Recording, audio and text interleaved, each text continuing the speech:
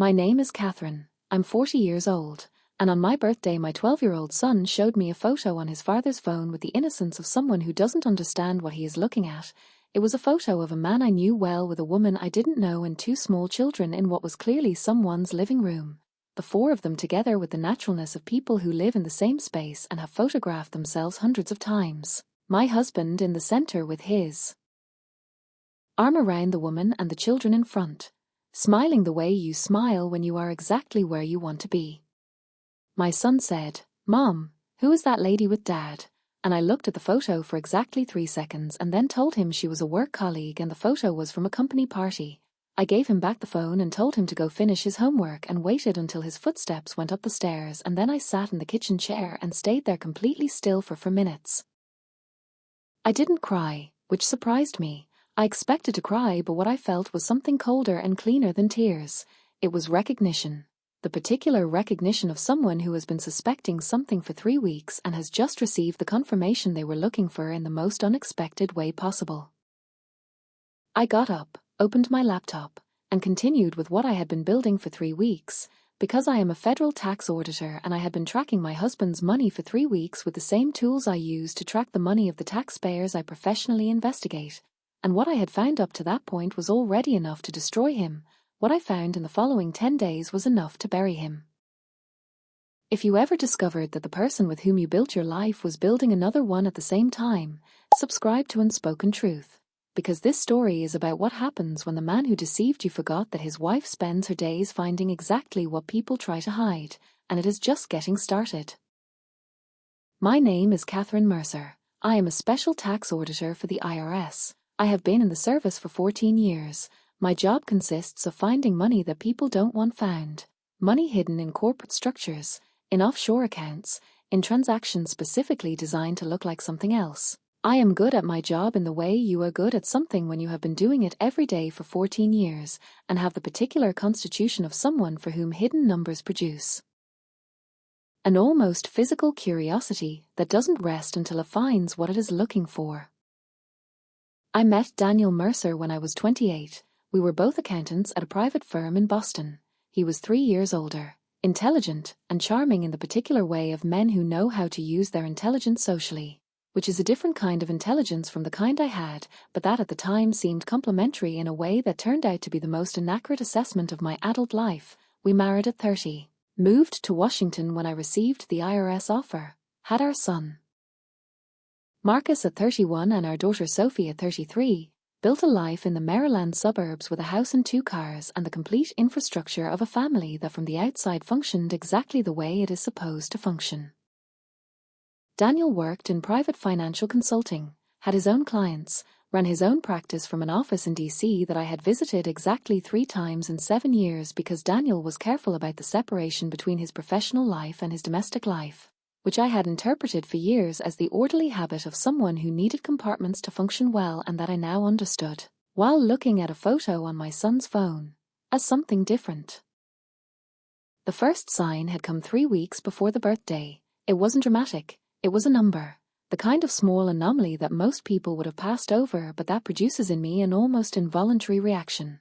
I was reviewing our joint account statements for the annual tax return, something I did every year because it was faster and more accurate than delegating it. And I found a transfer of $800 to an account I didn't recognize with a description that said professional services, which was a description Daniel occasionally used for expenses from his practice that went through our joint account. $800 was not an amount that justified alarm in our financial situation. What stopped me was not the amount but the frequency. I opened the last 12 months of statements and found 11 similar transfers, amounts varying between $500 and $1,200, always to the same account, always with the description professional services or a variation of it. 11 transfers in 12 months, totaling $9,400 in payments to an account that was not in any of his practice records that I knew of. I saved the account number, closed the statements, and said nothing because I am a tax auditor and I know that when you find an anomaly, the first rule is not to alert the subject before you have the complete picture. The second rule is to follow the money, and the third rule is to document absolutely everything. I spent the next 3 days building the picture from the outside, with publicly available tools first and then with the resources I had legitimate access to through my work. The account the transfers went to was registered to a Delaware LLC, which was a perfectly legal and perfectly useful structure for hiding the real owner of an account. But Delaware LLCs have records, and records have agents, and agents have addresses, and addresses have histories. And I followed each thread with the patience of someone who has learned that money always leaves a trail because money has to exist somewhere, and the places where money exists are documented. The LLC led to an address in Alexandria, Virginia. The Alexandria address led to a lease. The lease had a name. The name was Rachel Simmons. Rachel Simmons had a social media profile with partially public settings. And on that profile there were photos. Photos of a 34-year-old woman with two small children in an apartment I recognized immediately by the furniture in the background. The same furniture I had seen in the background of the photo on my son's phone 3 days before finding it there. I closed the profile, opened a new document, and started building the file. I want to tell you what 3 weeks of auditing is like when the subject is your own husband and the tools are the same ones you use professionally, but the objective is your own life. Because there is something particular about that experience that resembles nothing else, and that requires a kind of dissociation that is not exactly coldness but resembles it from the outside. I didn't sleep well during those 3 weeks, which is unusual for me because I am the type of person who sleeps well under pressure because pressure activates me rather than paralyzing me. But there was something about reviewing the financial records of my marriage during the day and then lying down next to the man who had generated them at night that produced a particular wakefulness that wasn't exactly anxiety but rather the hyper-awareness of someone who was simultaneously inside and outside a situation. Daniel during those 3 weeks was Daniel, which means he was exactly the same as always, which in turn means he either didn't suspect I suspected or was a good enough actor that it didn't show. We had dinner together, helped the children with homework, had the ordinary conversations of two people who share a house and a life, and I responded to each of those conversations with the part of me that still functioned in that register while the other part of me followed the money. What the money showed when I followed it completely was this. For 7 years Daniel had been maintaining a second home 22 kilometers from the first. Rachel Simmons had been in the Alexandria apartment since year 3 of our marriage. Her two children were 6 and 4, which placed them temporarily with precision. The money for the rent and running expenses came from multiple sources, part from our joint account through the transfers I had found first, part from a savings account Daniel had in his name only that I knew about, but whose movements I hadn't reviewed in years because I trusted it was what it said it was, and part from something else that took me 5 days to find, and that when I found it made everything before it seemed minor by comparison. Daniel had clients who paid him in cash, which was not unusual in private financial consulting and which he declared appropriately in his taxes, or so I believed. What I found when I reviewed his returns for the last 7 years with the attention of someone who knows exactly what to look for was a discrepancy that started small in the first year and grew consistently until reaching in the 7th year a gap between declared and estimated income that was significant enough to constitute federal tax evasion, not through negligence but through structure. There was a pattern in the discrepancies that was too consistent to be accidental. Someone had designed that pattern so the numbers would look correct in a superficial review and only be visible in the kind of analysis I performed professionally.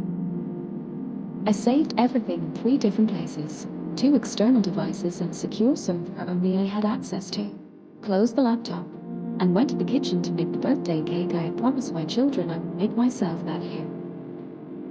I turned 40 with my family at the table, Marcus and Sophie with their gifts wrapped in shiny paper, Daniel with the wine he knew I liked and the expression of a man celebrating his wife with the authenticity of someone who genuinely doesn't know his wife has spent 3 weeks auditing. I blew out the candles, sang with my children, ate the cake I had made, and 2 hours later when the children were in bed my son showed me the photo and I looked for 3 seconds and said she was a work colleague.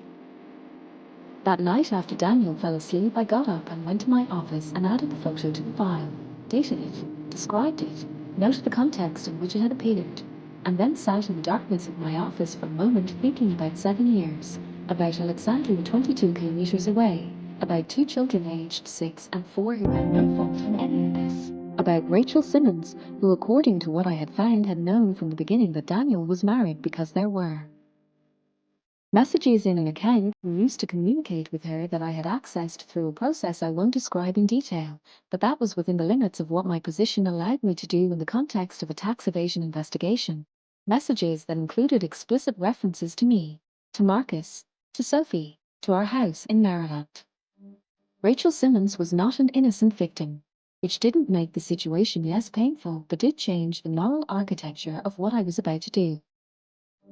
I called my attorney that night, Pamela Torres, who had been my personal attorney for 12 years and who answered at 11:30 at night with the voice of someone accustomed to important calls arriving at inconvenient hours. I told her I needed an urgent meeting. I told her I had a file. I told her there was federal tax evasion involved. And I told her I wanted to do everything correctly and in the right order because there were children involved, and I wanted the process to be as clean as possible for them, and even if it couldn't be, yes. Pamela said, "Tomorrow at 8, and hung up. A meeting with Pamela lasted 3 hours. I brought the complete file, presented it the way I present any professional file, chronologically, with each element documented and each conclusion supported by specific evidence. Pamela listened without interrupting until I finished and then asked questions that were exactly the right questions, those of an attorney who has processed what she heard and is identifying the pieces that need more support. At the end, she said, "Kat, this is extraordinary in the literal sense of the word. I need to be honest with you about something. The strength of this file is going to accelerate and simplify the divorce significantly. It will also create a reporting obligation that you as a federal official have probably already identified." I told her yes, I had identified it. I had spent the last 3 days thinking about the reporting obligation and how to handle it in a way that didn't affect the divorce process or my children's position. Pamela and I spent the next hour designing the sequence. Divorce first, report after. Everything within legal deadlines. Everything documented. Everything correct. Daniel received the divorce papers on a Tuesday morning. He received them at our house in Maryland where he still lived because I had decided that moving in before the process was completely established created variables I didn't want to manage. I watched his face when Pamela's paralegal delivered the envelope and I watched the sequence. Surprise first, then something more calculated as he processed what he was receiving. Then he looked for me with his eyes and I was in the kitchen with my coffee and I looked back at him with the expression of someone who has finished doing what they needed to do and is waiting for the other person to understand the dimension of what they have in their hands. He said my name, Catherine, and I said, "Talk to your attorney," and went to take the children to school. The divorce process took 6 months. Daniel hired one of the best matrimonial attorneys in Washington, D.C., which told me he had been thinking about this possibility even if not in this specific form. His attorney was good. Pamela was better. And the file I had built was the kind of thing before which good attorneys advise their clients not to fight because fighting costs more than conceding. Daniel conceded on most relevant points in the 4th month when his attorney explained the alternative with sufficient clarity. The Maryland house stayed for me and the children. Custody stayed primarily with me with regular visits from Daniel because my children needed their father even though their father had turned out to be a different person from who I thought he was. Financial assets were divided in a way that reflected 7 years of money from our joint account going to Alexandria. Daniel received less than he would have received in a standard divorce, significantly enough that his attorney described it in a conversation that reached my ears as a devastating outcome for his client. The report came 3 weeks after the divorce agreement was signed. I submitted it through the appropriate channels with a complete file, not because I wanted to destroy Daniel beyond what the divorce had already done, but because it was my legal obligation as a federal official and because the tax evasion I had documented was real and systematic and obligations don't disappear because a person triggers them as your ex-husband. The IRS opened a formal investigation 2 weeks after the report. I won't describe the details because they are part of an active legal process. What I can say is that the file I submitted was described by the investigating supervisor as one of the most complete he had received from a non-institutional source, which didn't surprise me because I had built it with 14 years of experience and 3 weeks of personal motivation I don't have in any professional case. Rachel Simmons received a separate notification related to funds she had received over 7 years, funds whose illegal origin was documentable and whose recipient had legal obligations about which her attorney would explain the details. I didn't specifically seek that outcome, but I didn't avoid it either because the evidence existed and processes follow their course when evidence exists. Daniel ended the year without his first family, without his second family, without the assets he had accumulated over 7 years of double life, and with an active federal investigation that his new attorney, the third in 8 months, was handling with the expression of someone who understands that the best possible outcome is still going to be significantly worse than anything his client had imagined when he built the house of cards that just collapsed. I am in the Maryland house with Marcus and Sophie. Marcus is 12 and in the process of understanding something about his father that no one his age should have to understand. Sophie is 10 and understands less, and that is a relative blessing. I'm helping them process everything with the honesty that is possible at their ages and the protection that is necessary at their ages, which are two objectives that sometimes contradict each other, and that I navigate every day with the same cost-benefit analysis I apply to everything else. I still work at the IRS, which some people in my life if I poisoned in everything that happened. I find nothing surprising in it. My job is to find hidden money, and I have 14 years of evidence that I am good at it. What happened with Daniel didn't change that. If anything, it confirmed it. And I'm not going to stop doing something I'm good at because a man who made bad decisions turned out to be more visible to my professional tools than he had calculated.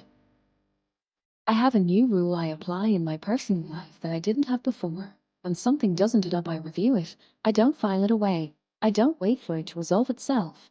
I don't give it the benefit of the doubt indefinitely. I review it with the same attention I would give any anomaly in a financial statement.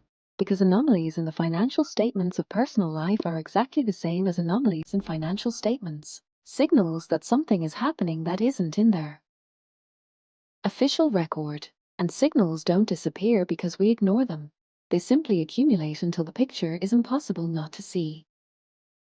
If you are somewhere right now feeling that something doesn't add up, that there is a discrepancy between what you see and what you are told, between what the official record says and what your instinct registers, I want to tell you something that 14 years of audits have taught me more clearly than anything else.